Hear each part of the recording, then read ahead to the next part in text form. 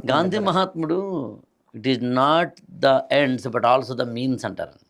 అంటే లక్ష్యం ఏమిటి అనే దాన్ని మాత్రమే కాదు, how do you reach that అని. అది నిజానికి ఏ పాయింట్లోనంటేనండి, ఎవరైతే ఎలాగైనా లక్ష్యాన్ని చేరుకోవాలి అని తప్పటడుగులు వేస్తాడో, వాడు లక్ష్యం దాకా వెళ్ళిన తర్వాత కూడా తప్పటడుగులే వేస్తాడు. కాబట్టి వాడి వల్ల నష్టమే ఎక్కువ అన్నది పాయింట్. అంటే అధికారంలోకి ఎమ్మెల్యే గారు ఒక అతను ఎమ్మెల్యే అవ్వాలనుకున్నాడండి. 200 కోట్ల రూపాయలు ఖర్చు పెట్టైనా సరే నేను ఎమ్మెల్యే అవుతాను అన్నాడంటే, మళ్ళీ 200 కోట్లు ఎలా సంపాదించాలనే ఉద్దేశంతో 5 ఏళ్ళు కూర్చుంటాడు దాని మీద.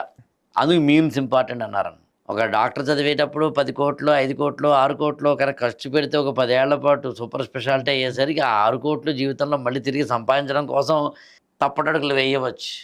అందులో మనం లంచం లాంటివి, ఇతరత్రా లాంటి వాటిని ఎందుకు మనం కట్టడి చేస్తామంటే, ఎందుకు ఆ వర్చ్యూస్‌కి ప్రాధాన్యం ఇస్తామంటే, ఆ విలువలకి, నైతిక విలువలకి ప్రాధాన్యత ఇస్తామంటే అది కారణం.